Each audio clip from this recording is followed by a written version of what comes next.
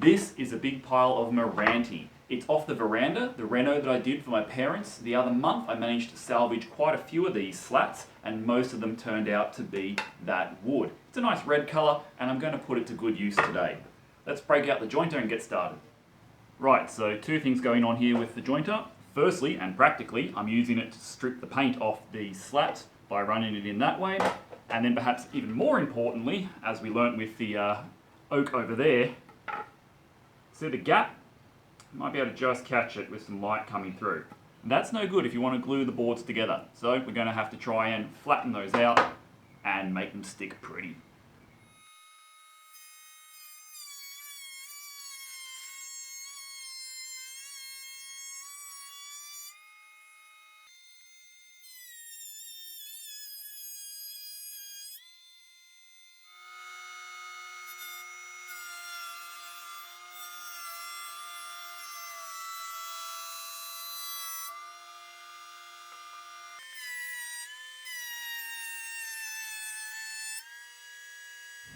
Okay, it's one of those no BS times that I'm actually going to tell you what has been infuriating the hell out of me for the past 24 hours.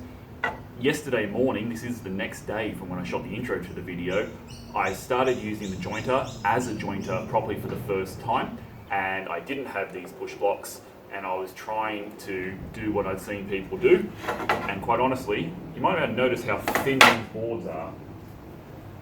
That's the amount of practice I was doing. I've planed off that much of the boards, which isn't too much of a problem. I do have spares, but I just could not get them jointed. In fact, I kept on making the gap worse. I'm getting bananaing in them where they're thicker at both ends and thinner in the middles, and it was just infuriating the absolute hell out of me because this should be a fairly simple process. However, I realized that, of course, while you can make a tool, it's not going to be as good as one you buy off the shelf, but also, this is one of the first things that I've made that actually requires some technique. There is actually nothing wrong with this. It works really well. I mean, there aren't many better designs for homemade jointers on the interwebs, but this one does work.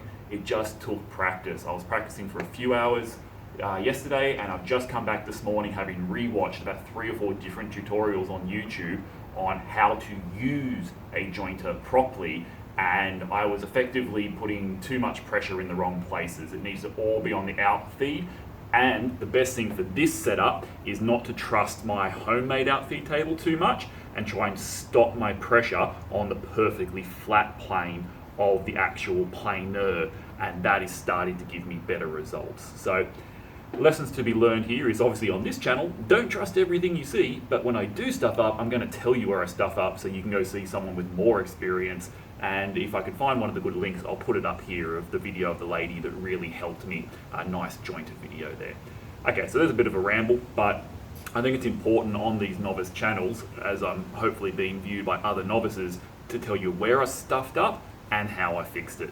No, never going to be as good as a real jointer, but I'm still pretty happy with how this performs, and I'll show you the results shortly. Okay, so here are a pair of new boards that I'm going to try and joint. And as I was saying, the trick here, because I'm getting high points on both ends, is I have to make sure I've got good pressure at the start to make sure I'm hitting that high end as it gets to the blade. Apology for the distraction here. And then after that, just continue the pressure and always behind the blade, always on the outfeed table. And that way I am seeing better results. Let's see how we can go.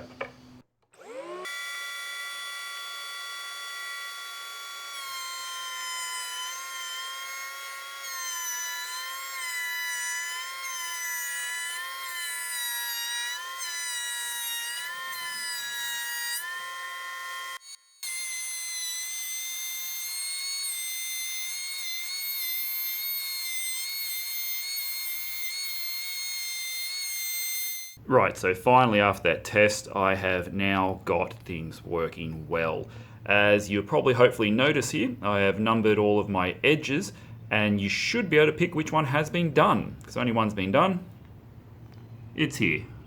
So my 4 and 5 edge, if you compare those to the others, you'll see what the jointer has managed to achieve. It ain't perfect, not by any stretch of the imagination. You can see up there, there's still a little bit out. But for a novice and for this project, I'm happy with that. Right, And here's the finished product. Now, I had to joint both sides because I don't have a table saw. Usually, you joint just the one side and then use that as a reference on your table saw fence, but I don't have any setup like that. Again, this isn't perfect. Let's do the torch test. Shove a light back here and see what happens. Now, you're getting a better view than me at the moment, and I'm sure, because I tried this earlier, that you are seeing, particularly there, I can see a tiny bit coming through. There are some small gaps, but I'm hoping with this many boards, the right glue, and enough clamping pressure that they're going to hold together.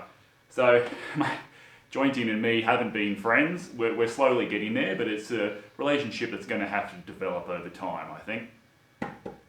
If it sticks together and doesn't fall apart, calling that a win. Here's hoping the glue up is slightly more straightforward.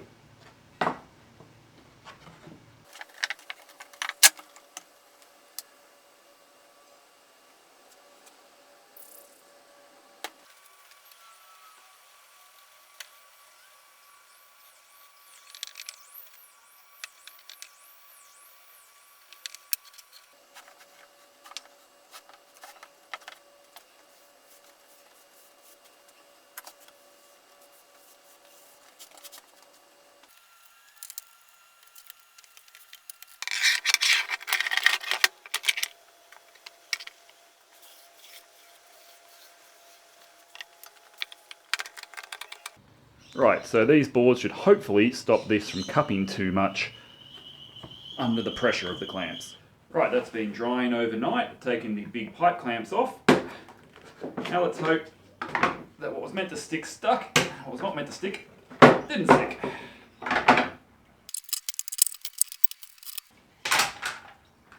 Alright, how flat are we? Pretty flat. Not too bad. These are all slightly different thicknesses, so I'm going to have to sand them down quite a bit. A bit of a glue on the outside there. And of course more glue on the bottom, but pretty happy with that squeeze out. And pretty happy it hasn't fallen apart. I know I'm not out of the woods yet because I got to this stage with the giant path tag holder and started working it and it then fell apart. This wood is lighter, I've got better glue and more gluing surface area, and I think I've jointed it better.